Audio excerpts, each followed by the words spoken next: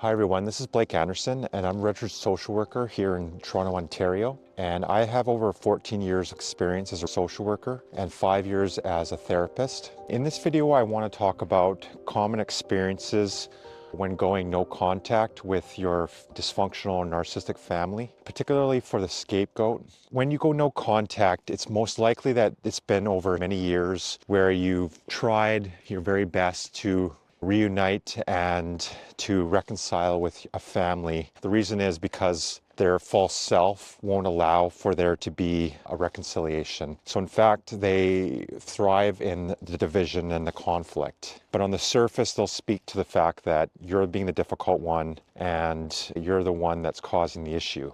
You've tried various ways to communicate, to reflect in yourself in terms of things that you might have said or done. The family continues a pattern where they project onto you and basically give you the sense that you must submit to the family or to the dysfunctional parents and that you are to take ownership of the conflict. But the family themselves don't think that they really have much issues at all. And so they need you as a scapegoat to basically stomach or to embrace the collective shadow or their shadow. And you've decided, I think, at a certain point that you're done with the games or with the projection and you decide to go no contact. And I think this is after realizing that you're just done with the drama and the blame and the shame. And I think that you probably recognize that hashing it out or trying to keep them accountable is just a lost errand and it's not going to work. So it's either you accept the projection and accept that they're not going to take ownership and then just live with that. But that is to, I think, really minimize yourself and not live in accordance with the truth and with your authenticity. Maybe for many years you've diminished yourself to some degree out of the purpose of wanting a family and wanting there to be some harmony, but over time you realize that it's not to do with you, it is to do with the family. But what do you have to give up in order to go no contact? I guess the central question, because you're going to have to sacrifice for your own soul or for the greater good. And I think what that typically means in a lot of dynamics, it could mean not having any sort of connection to the family tree, to the lineage. You can start your own constellation or your own lineage that's healthier and based off of truth. But in order to do that, you're likely going to have to sacrifice perhaps its inheritance. So maybe they make like an ultimatum to you that they might not say it directly, but basically if you go no contact and you decide not to have a relationship with us or confirm how we're not at fault in terms of the parents, then you don't get the inheritance. And that can be difficult for you perhaps because you spent many of your years and then you have perhaps your siblings getting that inheritance, but yet you're said to be unappreciative and not deserving of the inheritance. F their money, right? You're not going to sacrifice yourself or what you know to be true just for some material wealth or money. The only way you'd get that inheritance is if you subjugated yourself to the family system. That's certainly no game to play, and it's never worth it, I would say. You're going to have to sacrifice family, friends, perhaps extended family, and also maybe nieces and nephew and people that are associated with the family of origin or the immediate family. And this, again, can be incredibly difficult because it's perhaps the case that you've developed relationships with the family and with your nieces and nephew. And you never know, I guess, in the future, perhaps when they're older, maybe they'll come to terms with the way the family is, or maybe they never will. At least you know that you're doing what's right for yourself. Going no contact is not a form of punishment or a way to get back at them, but rather self-preservation. And this is to go to Dr. DeValzia and her book. She talks about this a lot. The silence is an interesting situation because if you take Carl Jung, he has a notion that it's through the silence and the subconscious that real healing occurs. There's also the notion within Carl Jung of the union of opposites. The family is projected onto you with regards to their shadow, the collective shadow, or the undifferentiated ego mass, or the superego has projected onto you as being the problem. To take Bowen family therapy, you are the identified patient and the one who's causing the issue. But you have to own that projection in the sense that you know it's not your own. But because for most of your life, subconsciously, you've been taught and believed that it was to some degree your fault, you have to make a discernment between what's your shadow and what's the shadow of the family. The union of opposites is to embrace and integrate your own shadow and also integrate the projection that's not your own. You have to sacrifice, perhaps it's inheritance, perhaps it's family, friends, and people associated with the family. This can be incredibly difficult because it's basically everything you've known your whole life is what you've grown up and people that you've trusted, and they could simply just be ignorant, so it's not like they take sides per se, but perhaps it's too difficult for you to engage them. There are also the flying monkeys. Typically, when you go no contact, you'll have flying monkeys or enablers phoning you or reaching out. They want to convince you that your mom or your father really aren't that bad, and there's probably an undertone that you're being unappreciative and that they want to convince you that they have a good reputation and that they're a good person. It's not even worth arguing with those people because any form of engagement with them is not worth it. They've had their mind made up already and they're not really a support for you. This can be hard though, right? Because it's perhaps a family friend that you've known for your whole life. You would think that they would listen to you or hear you out, and maybe at some level they will, but fundamentally they've probably been coerced or enabled the situation because the narcissistic mother or father have convince them that you're the one causing the issue. And this could be very subtle in the way that they plant these seeds in those enablers. Let's say they say, he's really got some challenges recently, he's not been doing well, and I'm really concerned about him.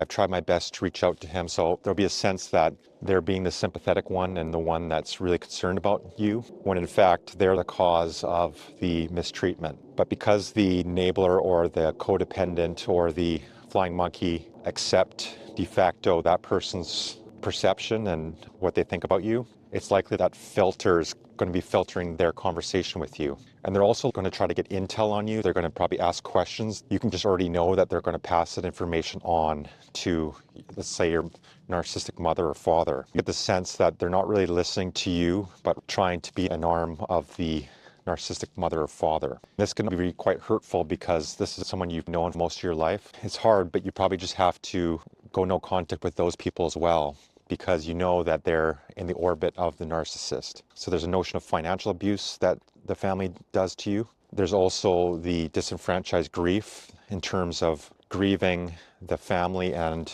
likely relationships that you had, like in terms of nieces and nephew or aunts and uncles. But you're doing this all because you know what's right for yourself and for your own healing and well-being. Essentially, you've spent your whole life being there for others, so you've most likely been a people pleaser because you've been conditioned from a very young age. That's what you do to show love. But that isn't love as we come to know. That's really subjugating or being a slave to the narcissistic family.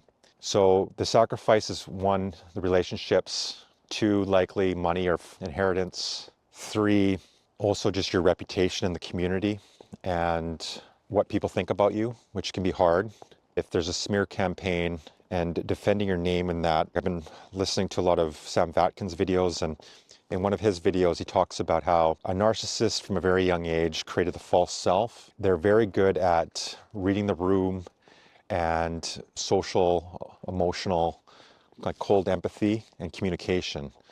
So because their false self depends on convincing others that they're this great person or this stand-up person in the community, they've honed that over the years. So in some sense, you're playing in their court anytime you engage in the smear campaign and try to defend your name, because they've been so good throughout the years of convincing them of their false self, and likely because they're more covert. Like with an overt or more grandiose narcissist, there's a sense that perhaps other people see some of their grandiosity and how they are hypocrites or contradict themselves. So with those people, it's likely the case that others might understand to some degree.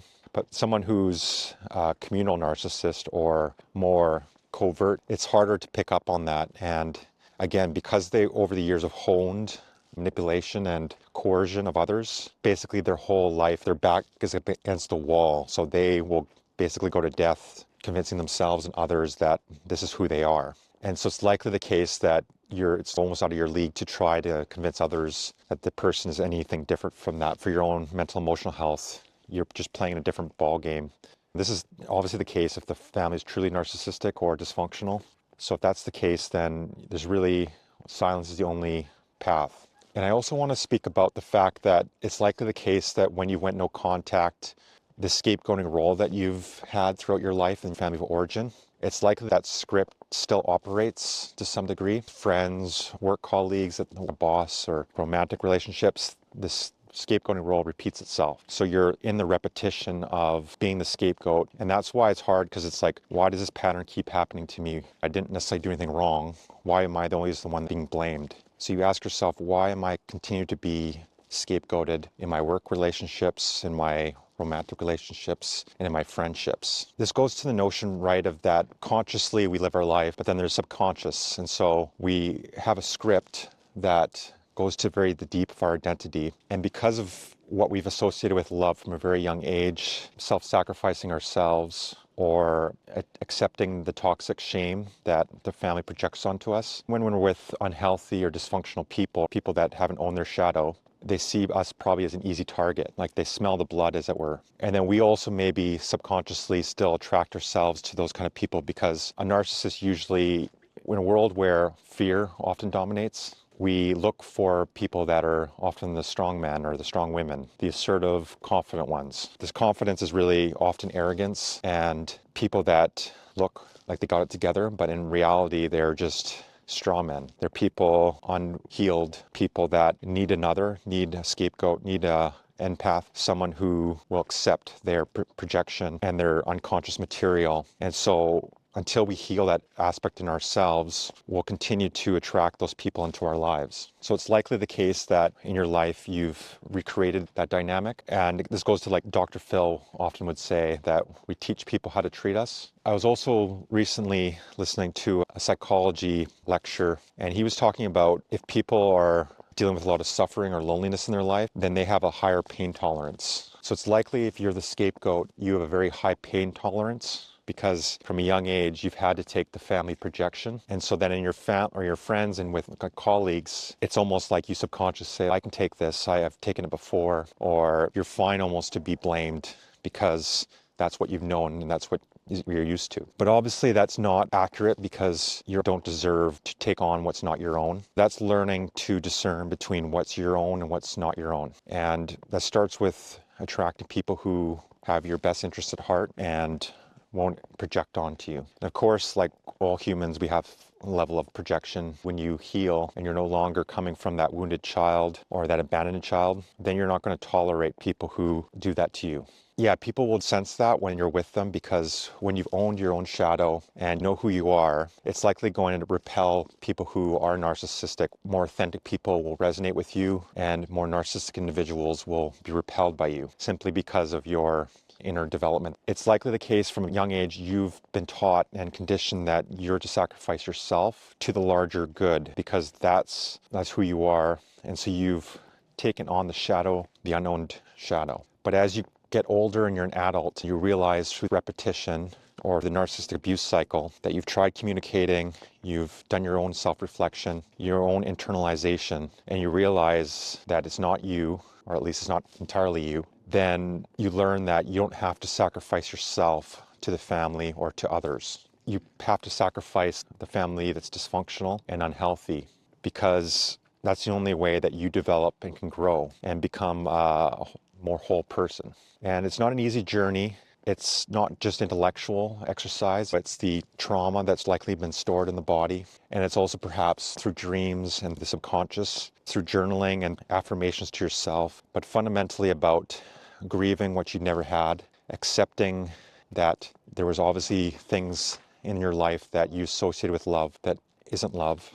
And when you do that, it's likely the case that you're going to less likely to attract narcissistic or dysfunctional individuals into your life. And your life is going to be much more freer, and people around you will notice that, and you're going to be able to start your own healthier family lineage that focuses on goodness, truth, and beauty. And when you go no contact, and it's been maybe several years, you notice that you slowly start to heal and you come back to yourself. And it's likely if you're in a narcissistic relationship for many years, it's likely the case that you've developed aspects of narcissism yourself. The narcissist borrows yourself in order to individuate, like it's a pseudo-individuation. They need others to individuate in some sense, like a child separating from their mother. This goes to Sam Vatkin's dual mothership model. They need you as their mother, even if your own mother or father uses you as though you're their mother. This comes back to parentification. They borrow self in order to push off or to reject. So that's what happens with a devaluation phase. They use you to individuate, but they obviously never really individuate because they're not healthy individuals and they're not fully formed selves. But in that process, it's likely the fact that you probably regressed in some sense because you've been convinced that's what you do to show love, grieving that. And it's probably starting from a younger age almost, that you have to build yourself from this younger part of yourself. And it also goes back to inner bonding therapy. So reparenting yourself. And again, you don't want to get stuck in, I think at the beginning stages, it's usually righteous rage. So you're typically very angry, but it's righteous because you, in some sense, are justified for this anger. And it could be several months to several years, like it's prolonged grief, typically.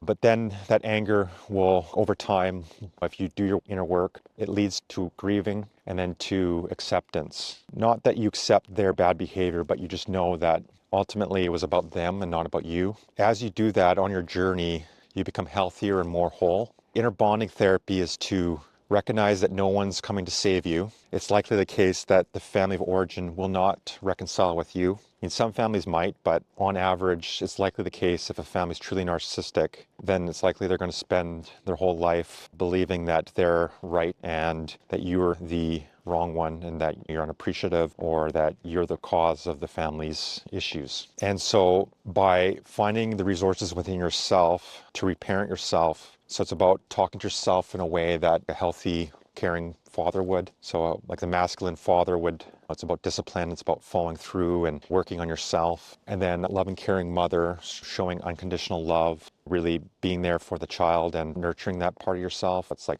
self-love. Because you didn't necessarily have that growing up, you have to do that for yourself. And maybe look for mentors or other people in your life that provide that to a degree. Maybe you already did that even when you were in contact with your family. And it's likely the case that the family perhaps became jealous of that or were suspicious of these people in your life that were healthier for you. To try to put those people down or make them sound like they weren't good people. They don't likely want you to have any healthy attachments or people that are seeing the best in you. But you can do that perhaps from a mentor or somebody in your life that is maybe older than you and that almost represents a healthy father or healthy mother. But fundamentally, I think you also have to do that for yourself in the sense of reparenting yourself. And that's just paying attention to your own inner dialogue and what you're saying to yourself. Because likely in the first few months to a year or so, or maybe a couple of years, it's likely the case that you still have the notion of the parents as interjects. So it's their voice in some sense still operating in you. It could be like an inner critic that, let's say it's like your mother's voice in you, that let's say you make a mistake and that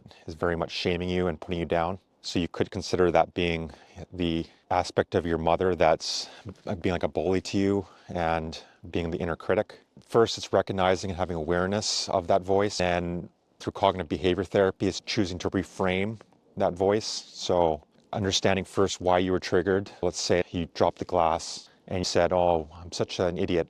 Why do I so careless sometimes?" You can remember perhaps memories of your mother saying that to you where she would berate you and put you down anytime that you'd make a mistake. So you do that to yourself now. But then through cognitive behavior therapy, it's okay, I got triggered when I dropped the glass. Then my thoughts and feelings were that I'm not a good person and that I'm careless or I'm not responsible or something like this. So those are usually the thoughts and feelings. And then maybe your behavior is that for the next few hours, you're in a negative space. But by understanding the trigger, realizing and having empathy towards yourself, that kind of goes back to that reparenting yourself, that you're being kinder to yourself and also, essentially reframing those negative interjects or the inner critic. In this video, I wanted to cover aspects of what it looks like going no contact and some of the core aspects of what you likely have to do in terms of sacrificing certain aspects of both your extended family and nieces and nephews, but also perhaps financial sacrifices or even just in your life. I think we all sometimes want those resources or that money, right? Not because we want to take advantage of the family, but just because, let's say your siblings have that. And so you've often are going to be maybe a bit resentful of the fact that you're the one that was often there for the family and the one that was basically taking on the shadow of the family and mistreated, and yet you're the one that's not given the money or the inheritance. The golden child or the lost child or other siblings in the family were provided those resources. And so you could probably understand why you would be upset about that or angered. But again, it's knowing that it's much more powerful when you live on your own terms and longer reliant on the dysfunction, and you choose to sacrifice the dysfunctional family for your own development so that you can have freedom and likely be a healer in some sense for others. Thanks and have a great day.